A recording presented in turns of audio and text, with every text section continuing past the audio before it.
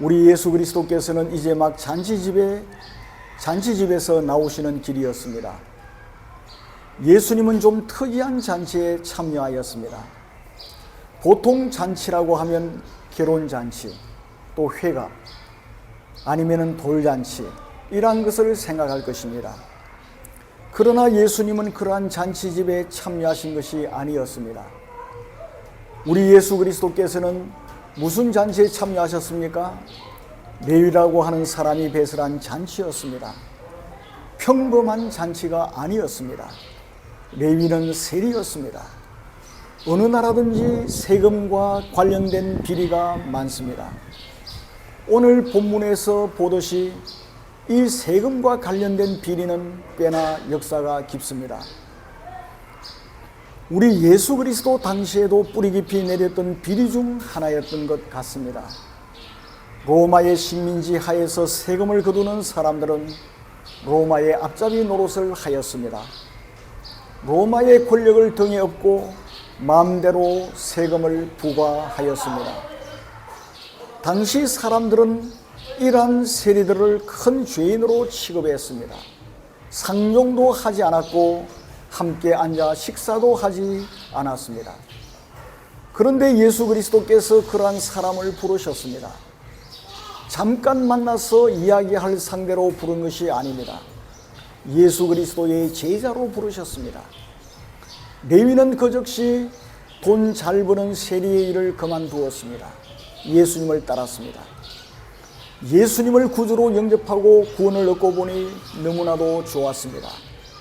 도무지 견딜 수가 없었습니다. 그래서 잔치를 벌입니다. 예수님께 감사의 표현을 하고 싶었습니다. 이러한 마음으로 배설한 레위의 잔치에 예수님은 기꺼이 참여하셨습니다. 다른 세리들도 상당히 참여한 것 같습니다. 함께 마시며 우리 예수 그리스도께서는 즐거워하였습니다. 그런데 여기에서 문제가 생겼습니다. 그 당시 세력가요 터줏대감이었던 바리새인들과 서기관들이 이것을 문제 삼은 것입니다. 그래서 예수님을 비방합니다. 우리가 성경을 읽어 내려가면 바리새인들과 서기관들에게서 계속 발견되는 것이 있는데 그것은 비방하는 것입니다. 사사건건 비방합니다. 그리고 비판합니다. 무슨 일이 있으면 그냥 넘어가는 경우가 거의 없었습니다. 반드시 터집을 잡습니다. 이번에는 무슨 비방을 합니까? 너희가 어찌하여 세리와 함께 먹고 마시느냐?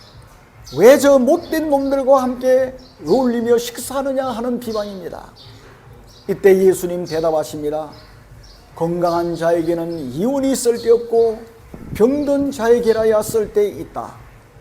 내가 의인을 부르러 온 것이 아니요 죄인을 불러 회개시키려 왔다. 이렇게 예수님은 대답하셨습니다. 이러한 대답을 하고서 이제 막 잔치를 끝내고 나오려고 하는데 또 비방을 합니다. 요한의 제자들과 바리새인들의 제자들은 자주 금식을 하는데 당신의 제자들은 왜 먹고 마시느냐? 이러한 비방을 합니다. 왜 금식하지 않느냐는 질문이에요.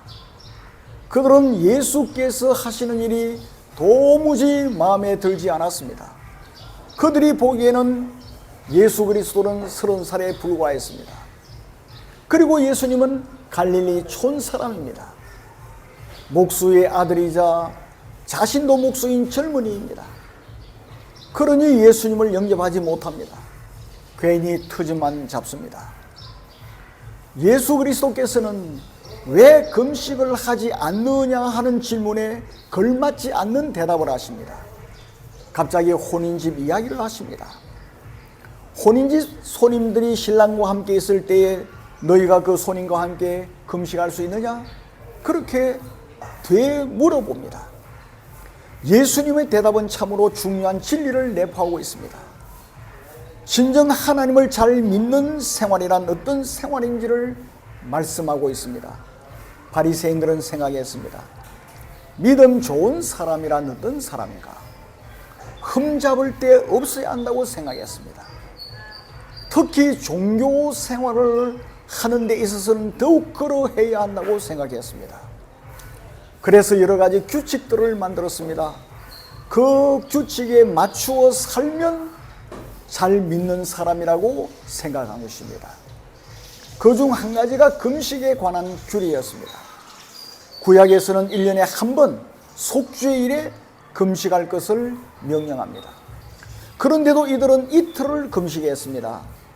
금식을 할 때 그들은 남루한 옷차림으로 밖으로 나왔습니다. 골방에 앉아서 금식한 것이 아니었습니다. 남루한 옷을 입고 밖으로 돌아다닐 때 사람들이 그들을 보고 신앙심이 깊다고 칭송해 줄 것을 바랬습니다. 오늘날은 어떻습니까? 어떤 사람이 예수 잘 믿는다고 생각하시죠? 여러분 어떻습니까? 여러분의 마음에는 예수 잘 믿는 사람으로 어떤 사람이 그려져 있습니까? 많이 우는 사람입니까? 많이 웃는 사람입니까? 표정이 심각한 사람입니까? 아니면은 항상 기쁨으로 넘쳐있는 사람입니까? 여러분은 어떤 사람이 예수 잘 믿는 사람으로 생각하십니까? 그 당시 바리새인들은 많이 울고 심각한 얼굴을 하고 있는 그런 사람이 잘 믿는 사람으로 생각했던 것 같습니다. 그런데 예수 그리스도 제자들은 그렇게 하지 않았습니다. 잘 먹고 마셔요. 우는 것이 아니라 감격에 차 있습니다. 그래서 시비가 생긴 거예요. 당신의 제자들은 왜 금식하지 않느냐는 시비입니다. 이때 예수님 대답하십니다. 예수 그리스도께서는 그 당시 누구나 잘 알고 있는 풍습으로 설명을 하십니다. 지금 여기가 혼인잔치집이라고 생각해 봐라. 신랑 신부가 같이 있을 때 금식할 수 있느냐? 확실하게 너희는 그렇게 하지 않을 것이라는 겁니다. 만일 너희가 결혼잔치 날에 금식을 한다고 앉아있으면 사람들이 볼 때 천하의 몹쓸 사람으로 여길 것이다. 그렇게 예수 그리스도께서는 이야기하는 것입니다. 그 당시 유대인들의 결혼 풍습은 결혼식 후에 신랑과 신부 둘이서만 신혼여행을 떠나는 일은 결코 없습니다. 그들은 집에 머물렀습니다. 일주일 동안 대문을 활짝 열어젖히고 계속 잔치를 베풀었습니다. 그동안 신랑과 신부는 왕과 왕후 같은 대접을 받았습니다.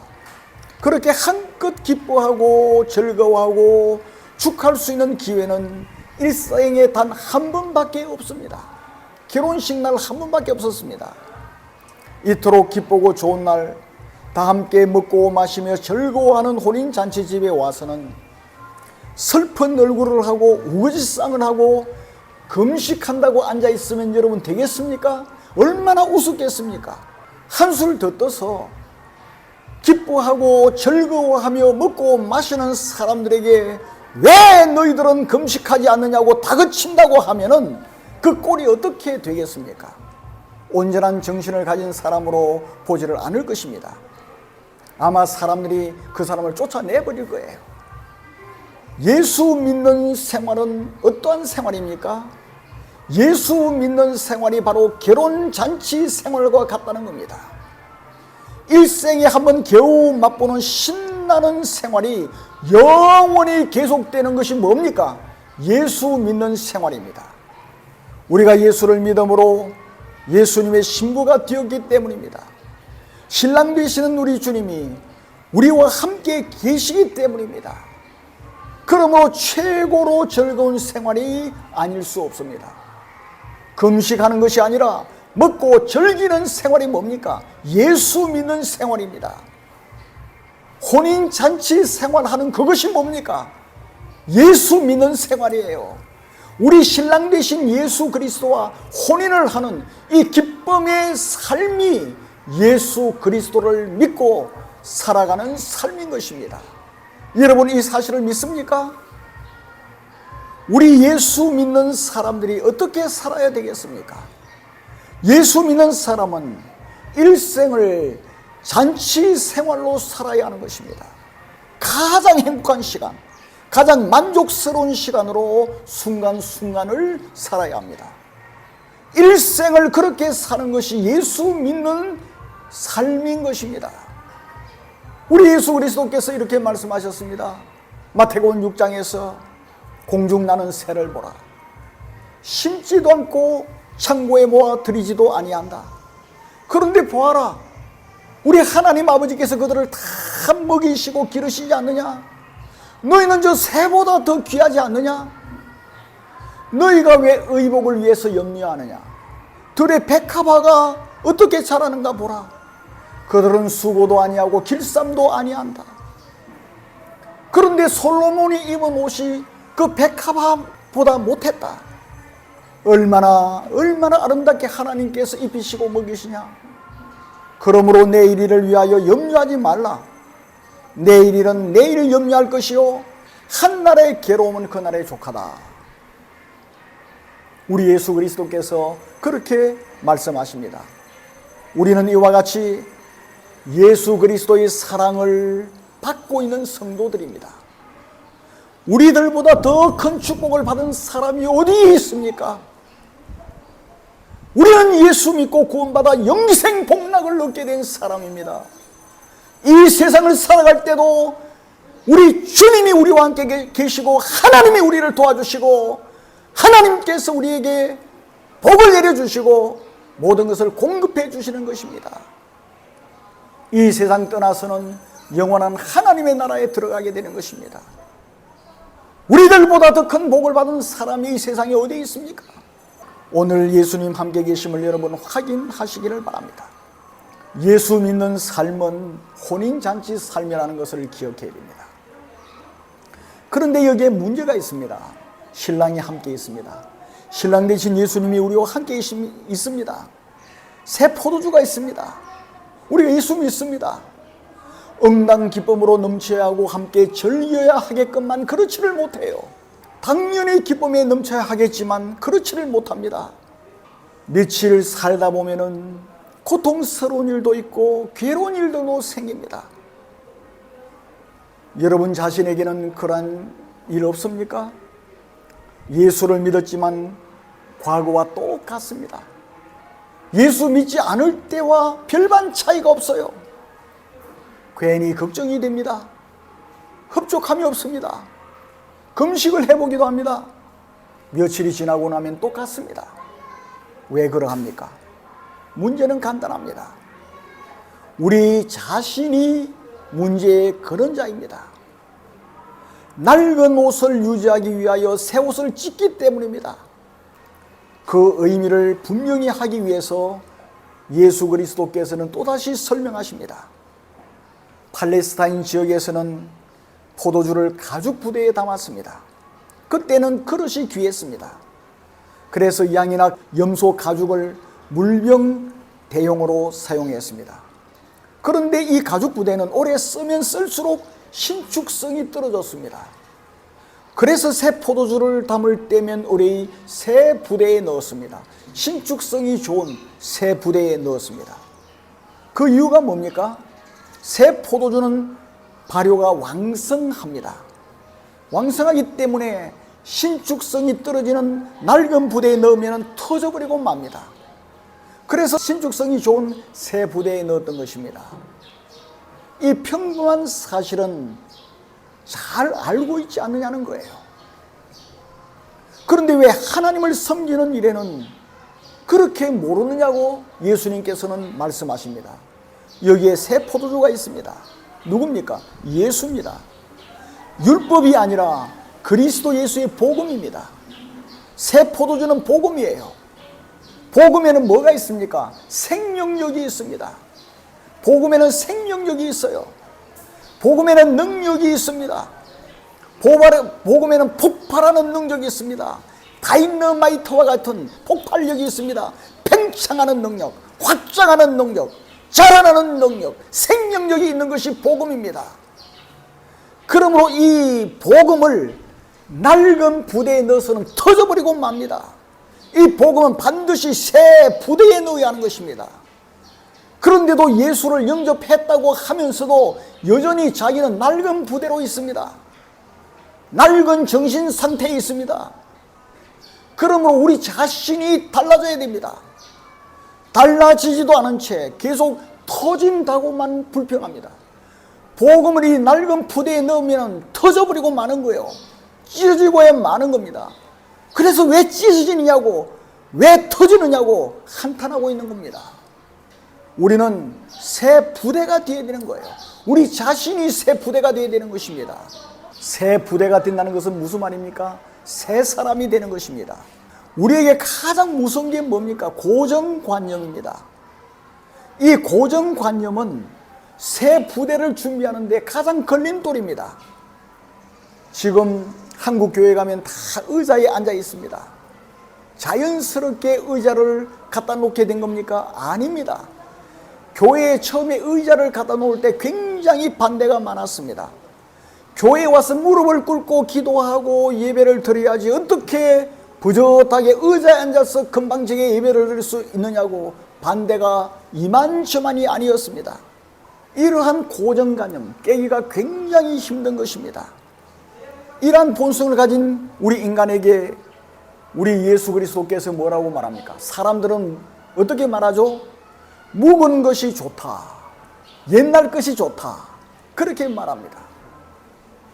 묵은 것은 뭡니까? 신포도주입니다. 발효가 잘 되지 않아서 상한 거예요. 그것을 마시면서도 좋다고 말합니다. 그게 좋습니까? 좋지 않아요. 사람들은 그냥 옛것, 자기 것, 자기의 고정관념, 자기의 전통, 이것만 좋아하는 것입니다. 그래서 복음을 배척하는 거예요. 무슬림들, 그래서 복음을 배척하는 것입니다. 우리나라 사람들 당군, 그리고 제사, 이런 고정관념, 그것을 좋아합니다. 귀신, 그게 뭐가 좋습니까? 그것을 좋아하고 복음을 배척합니다. 이 옛 부대를 그대로 가지고 있는 것입니다. 어떤 사람들은 옛 부대를 그대로 가지고 있으면서 예수 믿는 사람도 있습니다. 그래서 하던 대로 예수를 믿으려고 합니다. 예수를 믿는데도 불교식으로 믿으려고 합니다. 예수를 믿는데도 샤머니즘식으로 믿으려고 합니다. 그리고 또 겉에 앉아서 새로운 것은 무조건 배척합니다. 옛것만 옳다고 합니다. 우리 예수님 뭐라고 말씀하십니까? 새 가죽 부대를 준비해라. 새 사람이 되어라. 사랑하는 성도 여러분, 2024년 새해 새 사람이 되기를 바랍니다. 낡은 것을 벗어버리기를 바랍니다. 새 사람이 되기를 바랍니다. 새 사람은 어떤 사람입니까? 마문을 활짝 여는 사람이에요. 문을 두드리시는 주님 말씀하시는 그 말씀에 마문을 활짝 열어야 그것이 새 사람입니다.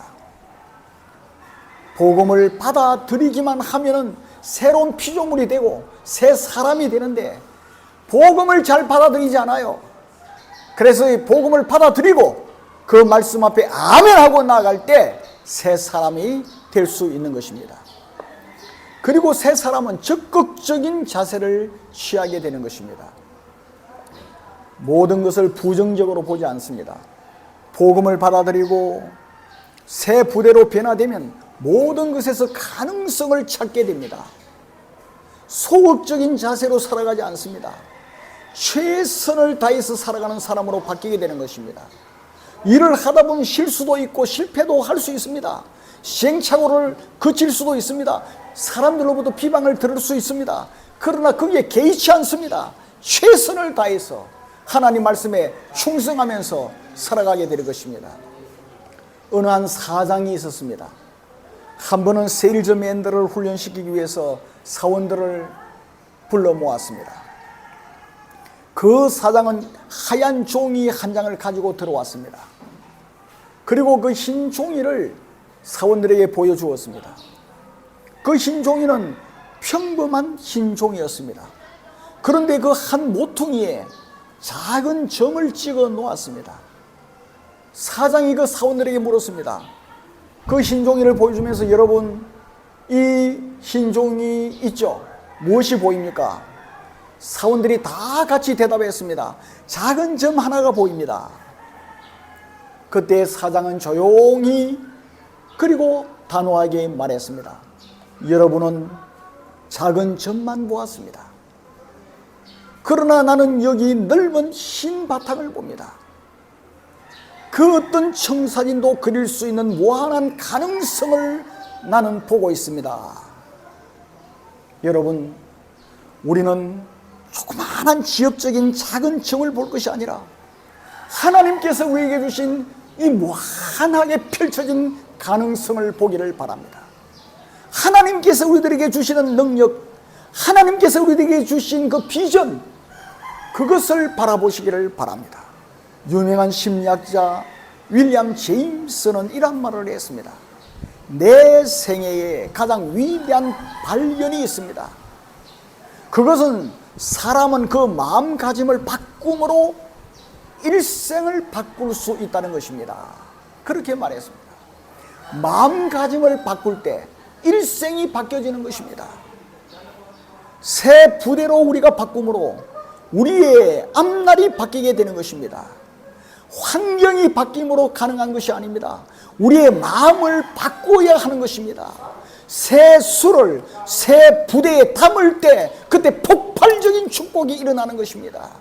복음을 새로운 부대에, 우리의 변화된 새 사람 부대에 담을 때 세상이 감당할 수 없는 폭발적인 능력이 여러분에게서 나오게 될 줄로 믿습니다. 1930년대에 미국의 대공황이 휩쓸어 갔습니다. 여러분 아시죠? 대공황. 수많은 공장이 문을 닫았습니다. 은행이 파산되었습니다. 그때 라스코라고 하는 사람이 정권에 투자했던 돈을 다 빼냈습니다. 그 돈을 가지고 그 당시 맨하탄은 그냥 버려진 땅이었는데 맨하탄 바위를 뚫고 기초를 닦으면서 높은 빌딩을 짓겠다고 그는 선언을 했습니다. 그 당시 사람들은 전부 다 비웃었습니다. 그 청년은 신념을 가지고 계속 빌딩을 세워서 102층의 빌딩을 세웠습니다. 그 당시 102층은 어마어마한 것이었습니다. 요즘으로 치면 1000층도 넘는 그러한 빌딩이었습니다. 모든 사람이 다 실망하고 있을 때 이 사람은 좌절하고 일어서서 빌딩을 지었던 것입니다. 지금 여러분 좌절하고 있지는 않습니까?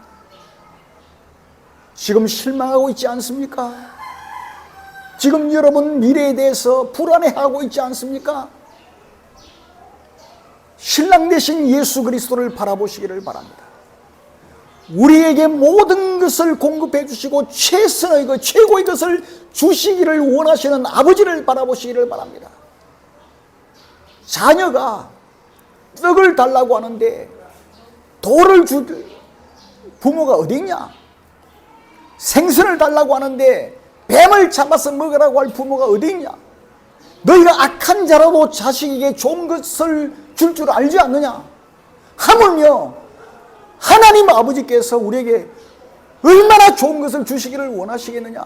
우리 예수님 하신 말씀이에요. 우리에게 가장 좋은 것을 주시기를 원하시는 우리 아버지 하나님이 지금 우리와 함께 계십니다. 우리가 실망하고 앉아있을 때가 아닙니다.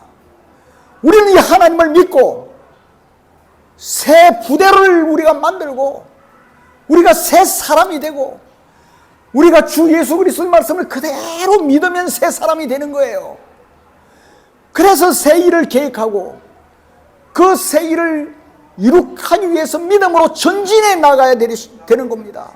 그래서 우리가 새 세계를 창조해야 되는 것입니다. 우리가 복음으로 새 세계를 창조해야 될 사람이 누굽니까? 예수 믿는 저와 여러분들이라는 사실을 기억해야 됩니다. 예수 그리스도께서 한번 말씀하시면 내가 100년 동안 옳다고 여긴 생각이다 할지라도 단숨에 버려야 되는 것입니다. 성경이 이렇다 하면은 내가 지금까지 옳다고 생각했던 것 단숨에 팽개치고 예수님 말씀이 옳습니다. 그리하고 따라가는 그 사람이 누굽니까? 새 사람입니다. 새 부대가 된 거예요. 말씀을 믿고 전진해 나갈 때 그 사람은 하나님께서 그 사람을 통해서 놀라운 역사를 이루어 갈 것입니다. 여러분, 이제 새해를 맞이했는데 이러한 믿음으로 나아가는 여러분 되시기를 바랍니다. 아브라함 보세요. 75세에 새로운 부대를 준비했잖아요. 75세까지 살아왔던 터전을 그만두고 하나님께서 너가 고향 친척 아비집을 떠나서 내가 지시할 땅으로 가라고 하니까 75년 동안 생각해 오고 살아왔던 그 터전을 일순간에 버리고 그냥 출발한 겁니다. 이게 뭡니까? 새 부대입니다. 새 부대에 말씀을 넣으니까 역사가 일어나잖아요. 아브라함을 통해서 얼마나 큰 역사가 일어났습니까? 믿음의 조상이 되었고요, 그 후손이 하늘의 별처럼 번창하고 있지 않습니까? 모든 사람들이 아브라함을 통해서 복을 받는 거예요. 아브라함의 후손을 통해서 누가 오셨습니까? 예수님이 오셨어요. 모든 사람들이 전부 다 예수님 믿고 구원을 받게 되는 것이고, 예수 믿고 다 복을 받고 영생 복락을 받게 되니 이 얼마나 엄청난 일이 일어났습니까? 우리가 새 부대가 되면은, 거기에 하나님의 말씀이 들어가면은 폭발력이 일어나서 아브라함과 같은 위대한 인물이 될 수 있는 것입니다. 저와 여러분 모두가 새 부대를 준비해서 새 수를, 복음을, 말씀을 우리 새 부대에 넣음으로 아브라함처럼 폭발적인 축복, 세상을 변화시키는 능력 있는 사람으로 살아가는 저와 여러분이 다 되기를 주님의 이름으로 축원합니다.